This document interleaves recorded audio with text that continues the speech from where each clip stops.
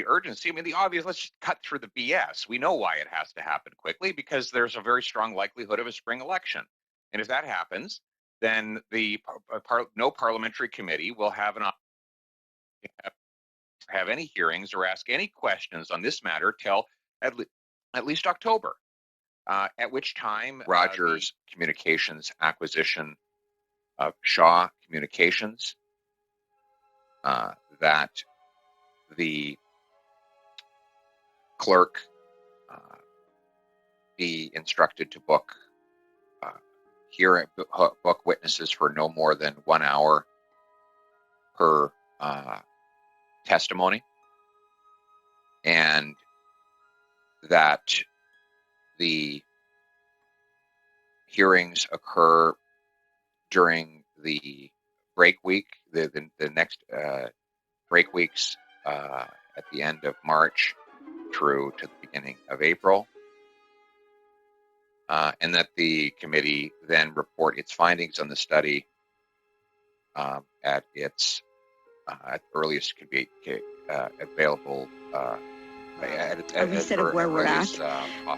There has been a concern over on the opposition side that there is some sort of a cover-up or some hiding in documents that, in redacted documents that have been submitted. And then on our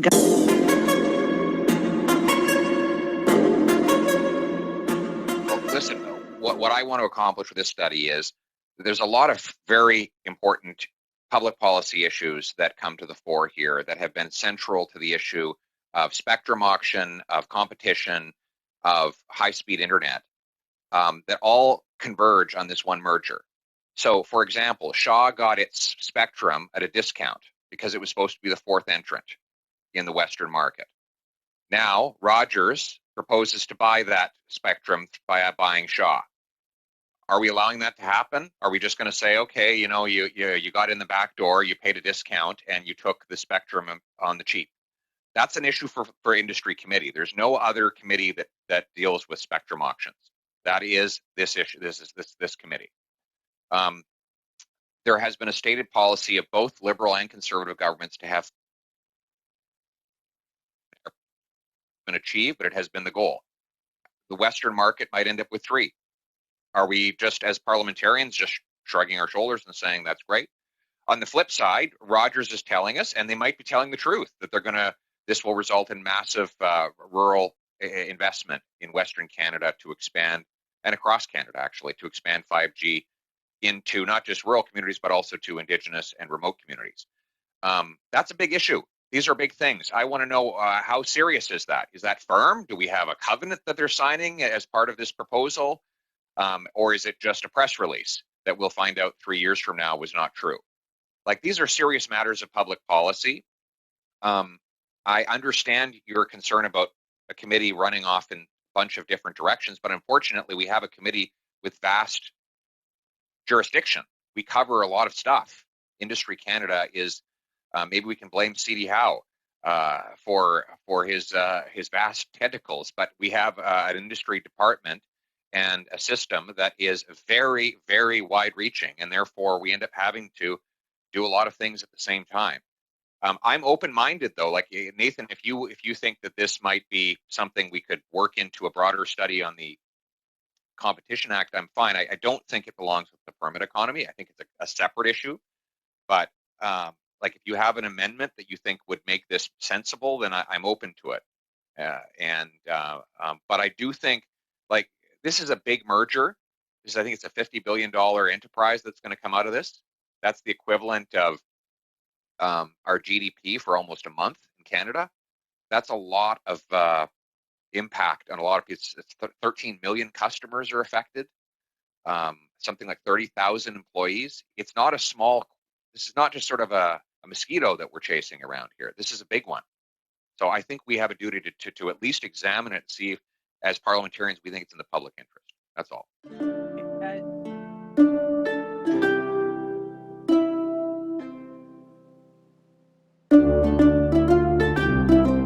A question directly to you, so I want to give you the chance to respond.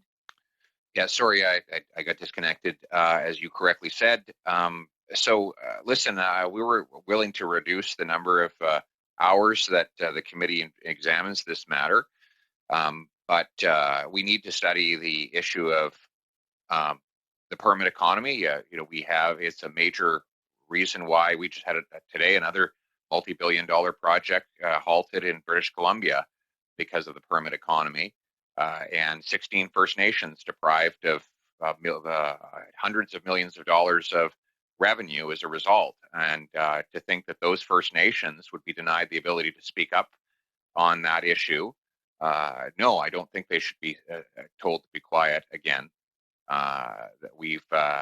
They've been waiting long enough for these kinds of opportunities, and they should have the chance to speak. So I don't see why we can't do both. We've had committees over break weeks. They meet all the time when there's a major matter of public interest. There's 2 consecutive back-to-back break weeks. We now have a remote meeting that we can hold, and there are ways these studies can occur. And as to the urgency, I mean, the obvious, let's just cut through the BS. We know why it has to happen quickly, because there's a very strong likelihood of a spring election. And if that happens, then no parliamentary committee will have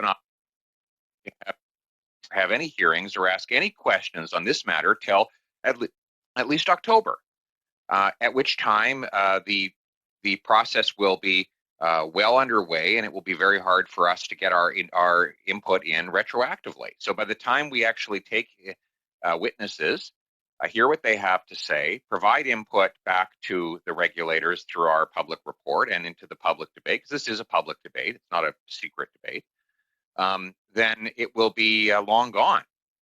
So it is a major matter of public interest that needs to be studied by the industry committee, and if we don't study it over the break week, it's not going to get studied until October. So that's why. It's very simple.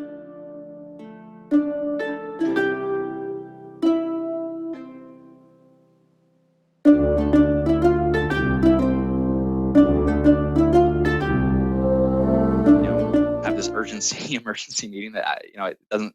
I don't really understand the urgency, I suppose, in a non-sitting week, given the timeline. MP Poilievre, would you like to respond? I see you're not on. So the couple of things. First of all, the permit economy issue was interesting to Conservatives. We were not seeking a review of the Competition Act. That was something, I think, Nathan, that you wanted included. So for your benefit, we amended our motion to include it. So I know we're debating over whose motions and whose ideas are getting studied here. That was a win for you. So you can take that one and congratulate yourself for it, because that's what you wanted to study. But we are getting quite some distant away from the purpose of if we start to morph a study on regulatory red tape and permit economy into a discussion on a merger between 2 telecom companies, I think we're starting to mix 2 creatures that are not of the same species, if I may. I think there's always going to be some mission creep in any study where we start, creep a little bit more and more outside of the traditional boundaries of the subject, but eventually you get to a point where there is no subject to the study. The reason that it's important, this is a massive transaction.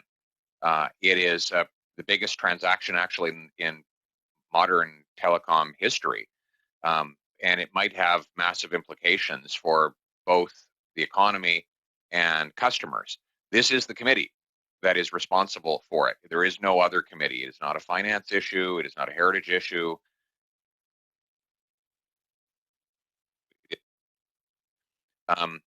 I believe we should have a report on it before the regulatory bodies rule, because when they've ruled, it's over. There's nothing more for us to study at that point, because the ruling is done and it's a fait accompli. We as parliamentarians represent the most important stakeholders, who are the citizens of Canada, and therefore we should get our word in before the final decision is made. I've never accepted the idea that elected officials should just be quiet and let the so-called experts decide. If the experts were doing a terrific job, we wouldn't have among the highest cell phone bills in the world and some of the poorest coverage. So obviously, this is something the committee is seized with, and that's why this committee has studied the subject. Now, obviously, the committee could not have studied the specifics of this merger as part of that earlier study because it hadn't been proposed at the time. So I think it's important that we do it. Why on a break week? The answer is so that we don't interrupt the rest of the study schedule. But that being said, we're open to some compromises. If it's, I think Mr. Alsassi has said he doesn't think the minister should come.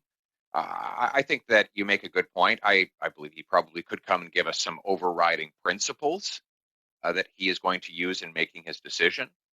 But if it's a strong objection, then we would be prepared to make that concession to the government and leave the minister out of testifying on this particular matter at this time. At some point in the future, he will be accountable for the decision that he makes, and we respect that.